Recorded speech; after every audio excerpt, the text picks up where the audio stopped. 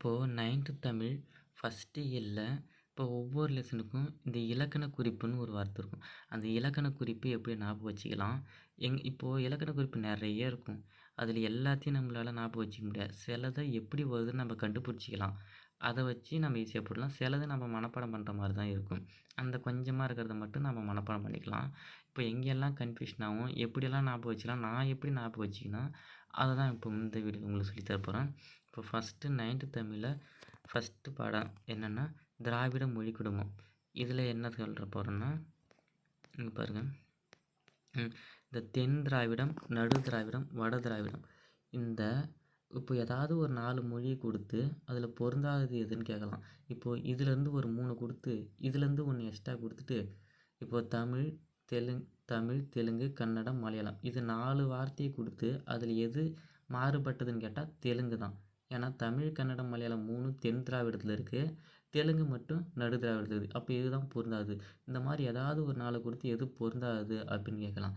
இதை எப்படி நான் ஞாபகம் வச்சுக்கணுன்னா ஒன்றும் இல்லை, எது கம்மியாக இருக்குன்னு பாருங்கள். தென் திராவிடம் கம்மியாக இருக்குது, வட திராவிடம் கம்மியாக இருக்குது. நான் இது ரெண்டுத்தையும் நல்லா படிச்சுக்கணும். இதை நான் படிக்கலை. இதை படிக்கலான்னும்போது இது ரெண்டுத்தையும் நான் படிச்சுட்டேன். எனக்கு எது எது இருக்குன்னு தெரியும், இங்கேயும் தெரியும். அப்போ டிஃப்ரெண்ட் ஆகிறது இதை வச்சு நான் கண்டுபிடிச்சிட முடியும் என்னால். அதெல்லாம் நான் ஞாபகம் வச்சுக்கணும். நான் எப்படி ஞாபகம் வச்சுன்னா பாருங்கள். ஃபஸ்ட்டு தென் திராவிடம், தென் வார்த்தை வருதா, அதில் ஃபஸ்ட்டு எழுத்துனா தே. அப்போ தென் திராவிடத்தில் இருக்கிற தேன்னு வந்தாலே அந்த இடத்துல தெலுங்கு வராது. தேன்னு வர மொழின்னா தெலுங்கு. அப்போ தென் திராவிடத்துக்கு தே வருதா, தெலுங்கு இதுக்கு வராது. நமக்கு நல்லா தெரிஞ்ச 4 மொழி என்ன? தமிழ் தெரியும், கன்னடம், மலையாளம், தெலுங்கு. இந்த 4 மொழியில் இங்கே தென் திராவிடம் தே வந்தாலே அது தெலுங்கு வராது. அப்போ மீதி என்னென்ன வரும்? கன்னடம், தமிழ், மலையாளம். இது 3 வந்துடுமா? தமிழ் ஓகே, கன்னடம் ஓகே, மலையாளம் இது 3ம் தென் திராவிடத்தில் வரும், தெலுங்கு வராது. ஒரு பாயிண்ட் ஞாபகம் வச்சுக்கிங்களா? அடுத்தது கூ வரிசையில் 3 வார்த்தை, குடகு, கோத்தா, கொரகா. இது 3த்தையும் ஒரு ரைமிங் ஞாபகம் வச்சுங்க. தமிழ், கன்னடம், மலையாளம், குடகு, கோத்தா, கொரகா இது 3 கூ வரிசையில். அதேமாரி தூ வரிசையில் 2, துளு, தோடா, இருளா இது 3த்தையும் ஞாபகம் வச்சுங்க. என்னென்னா தமிழ், கன்னடம், மலையாளம் ஒரு செட்டு, குடகு, கோத்தா, கொரகா ஒரு செட்டு, துளு, தோடா, இருளா இது ஒரு செட்டு. இந்த 3 செட்டாக ரைமிங்கோட ஞாபகம் வச்சுங்க. படிக்க படிக்க உங்களுக்கு மறந்துடும். இல்லை நீங்கள் ஏதாவது யோசிச்சு உங்களுக்கு முடிஞ்சால் ஷார்ட்கட் வைக்க முடிஞ்சாலும் வச்சுக்கோங்க. இந்த மாதிரி இடத்துலலாம் நம்ம ஷார்ட்கட் யூஸ் பண்ணால் தான் நம்ம மறக்காமல் பார்த்துக்க முடியும். உங்களுக்கு எது வேணால் தோணலாம். எப்படி உங்களுக்கு என்ன ஷார்ட்கட் ஞாபகம் இருக்கோ அதை நீங்கள் யூஸ் பண்ணிக்கோங்க. அதுதான் உங்களுக்கு ஹெல்ப் பண்ணும். இப்போ என்னென்ன சொன்னால் தமிழ், கன்னடம், மலையாளம் 3 மொழி. தென்னுன்னு வந்தால் தெலுங்கு வராது, அது நடுக்கு போயிடும். நெக்ஸ்ட்டு குடகு, கோத்தா, கொரகா இது 3 கூ வரிசை வரிசையில் வருதா, துளு, தோடா, இருளா அப்படியே அந்த ரைமிங்கோட ஞாபகம் வச்சுங்க. இந்த தென் திராவிடம் முடிச்சா. நெக்ஸ்ட்டு வட திராவிடம், குருக், மால்தோ, பிராகுயி இந்த 3த்தையும் மனப்பாடமே பண்ணுறங்க. குருக், மால்தோ, பிராகுயி வந்தாலே அது வட திராவிடம். மீதி எது வந்தாலுமே அது நடு திராவிடம் தான். நடு திராவிடத்தில் நமக்கு தெரிஞ்ச ஒன்றே ஒன்று தெலுங்கு. ஏன்னா தென் திராவிடத்தில் தே வருது, அங்கே தெலுங்கு வராதுன்னா அப்போ வட திராவிடம் நமக்கு தெரியும் 3 இது, குறுக்கு, மால்தோ, பிராகுயி இதை மனப்பாடம் பண்ணிட்டோம். அப்போ இருக்கிறது அது நடு திராவிடம் தான். இதை வச்சே கெஸ் பண்ணி அது எந்த இதில் வந்திருக்கும், எது மாறுபட்டது அந்த மாதிரி நம்மளால் போட முடிஞ்சிடும். நெக்ஸ்ட்டு வேறு என்னென்ன ஞாபகம் வரும் மறக்கிற மாதிரி இருக்குதுன்னு பார்க்கலாம். நெக்ஸ்ட்டு தமிழோவியம். தமிழோவியம்ன்ற நூலை எழுதினவர் யார்? ஈரோடு தமிழன்பன். இந்த பாட்டுக்கான அர்த்தம் தான் உங்களுக்கு சொல்ல போகிறோம். பாருங்கள். காலம் பிறக்கும் முன் பிறந்தது தமிழே. இந்த காலமெல்லாம் உலகமே பிறக்கிறதுக்கு முன்னாடி தமிழே பிறந்துச்சான். காலம்னா இந்த வரலாறு எழுதுறதுக்கு முன்னாடி தமிழ் மொழி பிறந்துருச்சு. ஏன்னா கிபி 2ஆம் நூற்றாண்டுலாம் நம்ம பார்த்துருக்கோம். இப்போ சங்க இலக்கியமெல்லாம் கிபி அந்த காலத்தை சேர்ந்தது. அதாவது காலம் பிறக்கும் முன் பிறந்தது தமிழே. அந்த காலத்துலேயே பிறந்தது தமிழ். எந்த காலமும் நிலையாக இருப்பதும் தமிழே. எல்லா காலத்துலேயும் தமிழ் நிலையாக இருந்திருக்கு. ஏன்னா அந்த காலத்தில் திருக்குறள்லேருந்து இப்போ வரைக்குமே தமிழ் இருக்குது. 2000 வருஷத்துக்கு முன்னாடியே தமிழ் பிறந்திருக்கு. அப்படின்னா காலம் பிறந்ததுக்கு முன் பிறந்தது தமிழே, எந்த காலமும் நிலையாக இருப்பதும் தமிழே. அதேமாரி பாருங்க, அகமாய் புறமாய் இலக்கியங்கள். நம்மளோட இலக்கியங்கள் சங்க இலக்கியங்கள் அகம் புறம்னு 2ஆக பிரிச்சிருப்பாங்க. அகம்னா ஒன்றும் இல்லை, அகம்னா உள்ள. இது காதல் அப்படின்னு வரும். எப்படின்னா இப்போ தலைவன் தலைவியோட காதலை பற்றி சொன்னால் அக இலக்கியங்கள். இதே ஒரு மன்னனோட வெற்றி, கொடை, புகழ், வீரம் அதை பற்றி சொன்னால் புற இலக்கியங்கள். இந்த மாதிரி அகம் புறம்னு இலக்கியங்கள் தமிழில் நிறைய இருக்குது. அதை தான் சொல்லிக்கிறாங்க. அகமாய் புறமாய் இலக்கியங்கள் அவை அமைந்ததை சொல்லும் இலக்கணங்கள். ஒரு இலக்கியம் எப்படியெல்லாம் இருக்கணுன்ற இலக்கணமும் தமிழில் இருக்குது. அதான் தொல்காப்பியம், நன்னூல், அந்த மாதிரி இலக்கண நூல்களும் தமிழில் இருக்குது. தமிழ் வந்து அகம் புறம் இலக்கியங்களும் இருக்குது. அது எப்படி எழுதணுன்ற இலக்கணங்களும் இருக்குது. நிகரிலா காப்பிய பூவனங்கள்னால் காப்பியங்கள் நிறைய காப்பியம் இருக்குது. சிலப்பதிகாரம், மணிமேகலை, சீவகசிந்தாமணி, வளையாபதி, இந்தமாரி ஐம்பெருங்காப்பியம், ஐஞ்சிறுகாப்பியம்னு காப்பியங்களும் நிறைய இருக்குது. உன் நெஞ்சம் நடத்தட்டும் ஊர்வலங்கள் தமிழ் மொழியை சொல்கிறாங்க. ஏன் இவ் இருட்டு எனக் கேட்டு வரும் நீதி ஏந்திய தீபமாய் பாட்டு வரும் மானிட மேன்மையை சாதித்திட குரல் மட்டுமே போதுமே ஓதி நட. இந்த மனுஷனோட மேன்மையை சாதித்திடனா குரல் மட்டுமே. திருக்குறள். இப்போ தமிழ் நீங்கள் டிஎன்பிஎஸ்சி படிக்க ஆரம்பிச்சிட்டிங்களா உங்களுக்கு தமிழ் ரொம்ப பிடிக்க ஆரம்பிச்சிடும். தமிழ் மீது உங்களுக்கு ஒரு பற்று வந்துடும். குறளை பற்றி அவ்வளோ பெருமையாக சொல்லியிருக்காங்க. இந்த உலகத்தில் இருக்கிற எல்லா மனுஷனுக்குமே சாதி மதம் கடவுள் எந்த வேறுபாடுமே இல்லாமல் மனிதனுக்காக எழுதின நூல் திருக்குறள். அந்த திருக்குறளை தான் இங்கே சொல்லியிருக்காங்க. மானிட மேன்மையை சாதித்திட குரல் மட்டுமே போதுமே ஓதி நட. எத்தனை சமயங்கள் நம்ம தமிழில் எவ்வளோ சமயங்கள் சைவம், வைணவம் அந்த மாதிரி நிறைய சமயங்கள் இருக்குது. எத்தனை சமயங்கள் தமிழ் ஏந்தி வளர்த்தது தாயனவே. தமிழில் நிறைய அந்த மதங்கள்லாம் இருந்திருக்கு, சமயங்கள்லாம் அதான் சொல்லியிருக்காங்க. எத்தனை சமயங்கள் தமிழ் ஏந்தி வளர்த்தது தாயனவே. சித்தர் மரபிலே தீதருக்கும் புது சிந்தனை வீச்சுகள் பாய்ந்தனவே. விரலை மடக்கியவன் இசை இல்லை எழில் வீணையில் என்று சொல்வது போல். இப்போது விரலை மடக்கின்னு இசைச்சா அந்த வீணையில் இசை வராது தான். அந்த மாதிரி விரலை மடக்கின்னு இசை இல்லைன்னு அந்த குறை சொல்கிறவனை விட்டுட்டு குறைகள் அந்த மாதிரி குறைகள் சொல்வதை விட்டு தமிழில் இது இல்லை இது சரியில்லை அப்படின்னு தமிழை பற்றி குறை சொல்கிறத விட்டுட்டு அந்த தமிழை வளர்க்கணும். நீங்கள் கோலம் புலந்து தமிழ் வளர்ப்பாய், நீங்கள் தமிழை வளர்த்து காட்டுங்க அந்த மாதிரி சொல்லியிருக்காங்க. அவ்வளோதான். இலக்கண குறிப்பு இப்போ பாருங்கள். எத்தனை விட்டு விட்டு. இப்போது 2 முறை வந்திருக்கா, இங்கேயும் 2 முறை வந்திருக்கா. இந்த மாதிரி 2, 3, 4 இந்த மாதிரி 2, 3, 4 எத்தனை முறை வேணால் அடிக்க வரலாம். அதை பிரித்தா பொருள் தரும். விட்டு ஒரு வார்த்தை மட்டும் பிரித்தா அது பொருள் தரும். எத்தனைன்றது நம்பர்ஸ் குறியுது, அது ஒரு பொருள் தருது. இந்தமாரி 2, 3, 4 முறை வரலாம். அதை தனியாக பிரித்தா பொருள் தரும். அப்படி வந்தால் அது அடுக்கு தொடர். இது இரட்டை கிளவின்னா ஒன்றும் இல்லை, சலசலை. அதை பாருங்கள். சலசலைன்றது 2 முறை மட்டும்தான் வரும், 2க்கு மேலே வராது. இதே எத்தனை அப்படின்னு வரலாம் அடுக்கு தொடர். இத்தனை முறை வந்துச்சுன்னா அடுக்கு தொடர் பிரித்தா பொருள் தரும். இதே சலசலை 2 முறை தான் வரும். அப்படி வந்தால் அது இரட்டை கிளவி. அதை பிரித்தாலும் பொருள் தராது இரட்டை கிளவியை. நெக்ஸ்ட்டு ஏந்தினா வினையெச்சம். நம்ம ஏற்கனவே போன அந்த பகுப்பாய்வு உறுப்பு பார்த்தல உ இ இதெல்லாம் வந்தால் வினையெச்சம்னு பார்த்தோம். இந்த ஏந்தி கடைசியாக இருக்கிற தீயை பிரிக்க இத்து கூட்டல் இ. இந்த கடைசி ஈ வந்திருக்கா, அப்போ இது வினையெச்சம். நெக்ஸ்ட்டு காலமும் இது வந்தால் முற்றுமை. இதில் எப்படி முற்றுமைனா இந்த காலமும் இந்த சொல்லு முடிகிற இடத்துல உம்மு வந்திருக்கா, காலமும் உம்முன்ற ஒரே வார்த்தை சொல்லு முடியறதுல வந்தா இந்த மாதிரி ஒரே ஒரு சொல் முடிவில் வந்துச்சுன்னா அது முற்றுமை.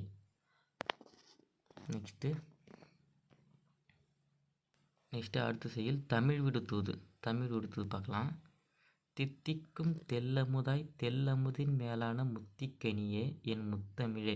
தமிழை பற்றி சிறப்பாக சொல்கிறாங்க. தித்திக்கும் தெல்லமுதாய் ஒரு அமுதமாக, அமுதின் மேலான அந்த அமுதத்தை விட மேலான முத்திக்கனின்னா ஒரு பழத்துலேயே ஒரு முத்தி போன கனி, ஒரு சுவையான கனி. அந்த மாதிரி தமிழை முத்தமிழை அப்படின்னு தமிழை பெருமையாக சொல்கிறாங்க. புத்திக்குள் உண்ணப்படும் தேனே உன்னோடு உவந்து உரைக்கும் விண்ணப்பம் உண்டு விளம்ப கேள். அதாவது தித்திக்கும் தில்லமுதாய் அமுது ஒரு அமுதம்ன்றது தித்திக்கும். அந்த தித்திப்பு அமுதத்தை விட மேலான தமிழே உங்ககிட்ட சொல்கிறதுக்கு ஒன்று இருக்குது, அதை நீ காது கொடுத்து கேளு அப்படின்னு சொல்கிறாங்க. என்ன சொல்கிறேன்னா, இந்த மண்ணில் குரம் என்றும் பல்லு என்றும் கொள்வார் கொடுப்பாய்க்கு உறவு என்று 3 இனத்தும் உண்டோ. குரம் என்றும் பல்லு என்றும். குரம் பல்லு இதெல்லாம் சிற்றிலக்கியங்கள். இந்த மாதிரி குரம் பல்லுன்ற சிற்றிலக்கியங்கள் எல்லாம் தமிழில் இருக்குது. அதே போல் 3 உறவு என்று 3 இனத்தும் உண்டோ. 3 இனம் என்னன்னா துறை, தாழிசை, விருத்தம்னு 3 இனம் இருக்குது. அந்த 3 இனம் உண்டோ அப்படின்னு சொல்லியிருக்காங்க. திறம் எல்லாம் வந்து என்று சிந்தாமணியாய் இருந்த உன்னை சிந்து என்று சொல்லிய நாச்சிந்துமே. முற்றும் உணர்ந்த தேவர்கள் முக்குணமே பெற்றார். அதாவது முற்றும் உணர்ந்தன்னா எல்லாமே தெரிஞ்ச தேவர்கள்னால் வானத்தில் வசிக்கிறவங்க, அவங்க முக்குணமும் பெற்றார். அவங்கக்கிட்ட 3 குணம் இருக்குது. அது என்னென்ன குணம்னா சத்துவம், தாமசம், ராசசம். அந்த மாதிரி 3 குணம் வந்து தேவர்கள்கிட்ட இருக்கு. ஆனா, நீ தமிழ சொல்றாங்க. நீ குற்றமில்லா 10 குணம் பெற்றாய். இந்த வார்த்தைக்கு என்னன்னா, இப்போ வானத்தில வசிக்கிற தேவர்கள் வந்து 3 குணம் தான் மட்டும் தான் அவங்களுக்கு இருக்கு. ஒரு சத்துவம், தாமசம், ராசசம். ஆனா தமிழோ நீ வந்து 10 குணம் பெற்றிருக்க. அதேபோல மற்றொருவர் ஆக்கிய வண்ணங்கள் 5 மேல் உண்டோ? மற்றொருவர்னா மனுஷனால ஆக்கிய உருவாக்குன வண்ணங்கள் கலர்ஸ் வந்து 5க்கு மேல இல்ல. ஆனா உண்டோ? நீ தமிழ சொல்றாங்க. நோக்கிய வண்ணங்கள் 100 உடையாய். தமிழே நீ 100 வண்ணங்கள் கொண்டிருக்கிற. என்ன சொல்றீங்க? வானத்தில இருக்கிற தேவர்கள் 3 குணம் தான் பெற்றிருக்காங்க. ஆனா தமிழே நீ 10 குணம் பெற்றிருக்க. அதேமாரி வண்ணங்கள் மனுஷனால உருவாக்கப்பட்டது 5க்கு மேல இல்ல. ஆனா தமிழே நீ 100 வண்ணங்கள் உன்கிட்ட இருக்கு. ஊனரசம் 6 அல்லால் உண்டோ? இப்ப நம்ம ஊன்னா நாக்கால சுவைக்கிற இந்த சுவை, அறுசுவைன்னு சொல்றோம். 6ன்னா அறுசுவை. 6 சுவை தான் இருக்கு. ஆனா தமிழ் நீ வந்து செவிக்கு உணவான நவரசம்னா 9 சுவைகள். தமிழே நீ 9 சுவைகள் கொண்டிருக்க. நாக்கால உண்ணப்படுற சுவை வந்து 6 தான். ஆனா தமிழே நீ 9 சுவை கொண்டிருக்க. அழியா வனப்பு ஒன்று அல்லது அதிகம் உண்டோ? ஒழியா வனப்பு ஒன்று உடையாய். அழியா வனப்பு ஒன்று தான் இருக்கு. வனப்புன்னா அழகு. அழகு ஒன்று தான் இருக்கு. ஆனா நீ தமிழே நீ 8 வனப்பு 8 அழகு நீ உன்கிட்ட இருக்கு அப்படின்னு சொல்லியிருக்காங்க இந்த பாட்டுல. நெக்ஸ்ட்டு கன்னின்னா என்னன்னா 2 இந்த வார்த்தை ஞாபகம் வச்சுக்க. 2 அடிகள் கொண்ட எதுகையால் இந்த வார்த்தையை மாற்றி கூட கொடுக்கலாம். எதுகையால் தூக்கப்பட்டா அது கன்னி. இப்போது ஒரு பூவில் 2 பூவை வச்சு கட்டினாங்கன்னா அதுக்கு கன்னின்னு பேர். அதே போல் செய்யுளில் 2 சொல்ல வச்சு கட்டினாங்கன்னா அதுக்கும் கன்னின்ட்டு பேர். அதுதாங்க பாருங்க 2 வார்த்தையாக வந்திருக்கா, இது ஒன்று இது ஒன்று, இப்படி 2 வந்திருக்கா, அதுதான் கன்னின்னு சொல்கிறாங்க. நெக்ஸ்ட்டு பாருங்க முத்திக்கனி. இப்போது தேன்மொழி இது என்னன்னு சொல்லலாம்? உவமை தொகை. ஏன் உவமை தொகை? தேன் போன்ற மொழி, அதில் போன்றன்ற உவமை உறுப்பு மறைஞ்சி வந்திருக்குன்னா அது உவமை தொகைன்னு சொன்னோமா? அதே தான் ஒன்றில் இப்போ தேன் மொழின்னு வந்தால் அது உவமை தொகை. மொழி தேன் அப்படின்னு மாறி ஆப்போசிட்டாக வந்துச்சுன்னா அது உருவகம். தேன் மொழியில் நம்மளால் பிரிக்க முடியும் தேன் போன்ற மொழினும். ஆனால் மொழி தேனில் நம்மளால் பிரிக்க முடியாது. ஒரே சொல்லு மாரியே தெரியும் மொழி தேன். அதே தான் இங்கேயும் சொல்லிக்கிறாங்க. முத்திக்கனின்றது ஒரு உருவகம். கனி முத்திச்சுன்னா அது ரொம்ப டேஸ்ட்டாக இருக்கும். அதே முத்திக்கனின்னா ஏதோ ஒரு கனி ஒரே சொல்லை குறிக்கிற மாதிரி. இது எது தான் உவமை எது உருவகம் அப்படின்னு நம்மளால் பிரிக்கவே முடியாமல் ஒரே சொல் மாதிரி தெரியும். அதுதான் உருவகம். இந்த வார்த்தையை நீங்கள் மெமரி கூட பண்ணி வச்சுங்க சில வார்த்தைகளை. நெக்ஸ்ட்டு தெல் அமுது.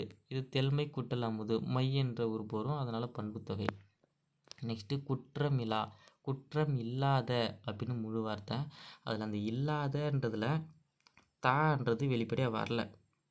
ஆனால் இதுக்கான அர்த்தம் குற்றம் இல்லாதன்னு தான் அர்த்தம். இந்த மாதிரி ஈறு கெட்ட. ஈறுன்னா என்ன? கடைசி. இந்த இல்லாத கடைசியாக இருக்கிறதா அதுதான் ஈறு. கெட்ட.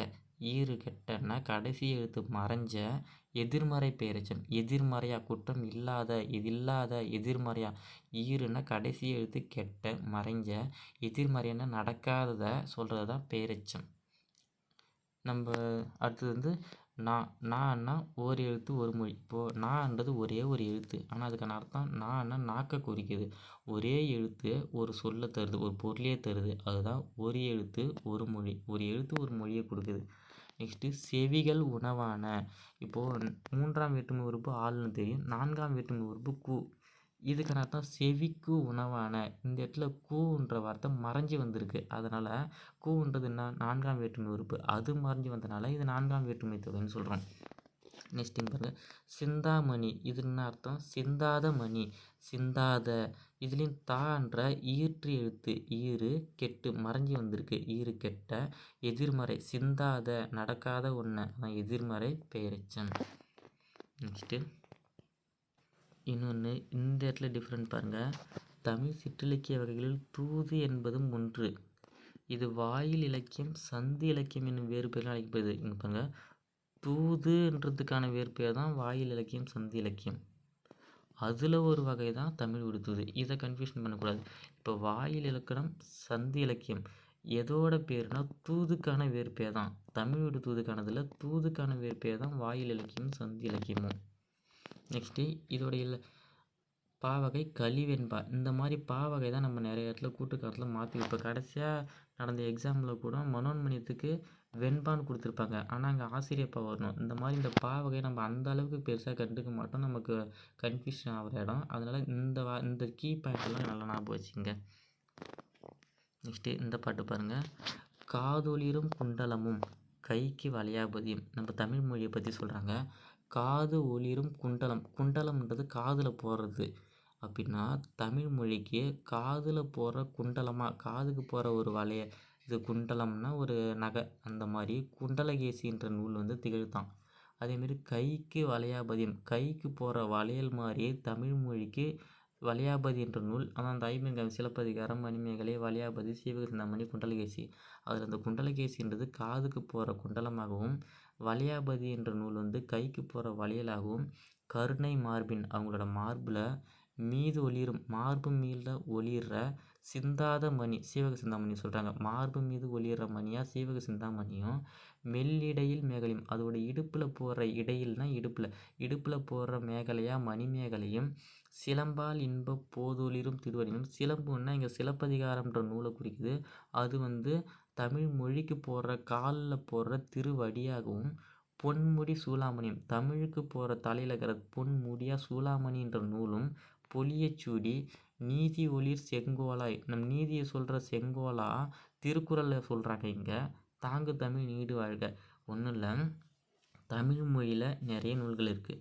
அப்படி ஒருத்தர் கற்பனை பண்ணி எதிர்க்காக தமிழ் மொழிக்கு காதுக்கு போகிற குண்டலமாக குண்டலகேசியும் கைக்கு போடுற வளையலாக வளையாபதியும் அதோட மார்பில் ஒலிக்கிற சிந்தாத மணியாக சீவக சிந்தாமணியும் அதோட இடையில் போடுற மேகலையாக மணிமேகலையும் அதோட காலில் போடுற சிலம்பா சிலப்பதிகாரமும் தமிழ் மொழியோட பொன்முடியாக சூளாமணியும் விளங்குது. அதே போல் அதோட நீதியை சொல்கிற செங்கோலா திருக்குறள்ன்ற நூலும் இந்த நூலெல்லாம் தமிழுக்கு அழகு சேர்க்குற மாதிரி இருக்குது அப்படின்னு சொல்லி கவியோகி சுத்தானந்த பாரதியார் சொல்கிறாரு.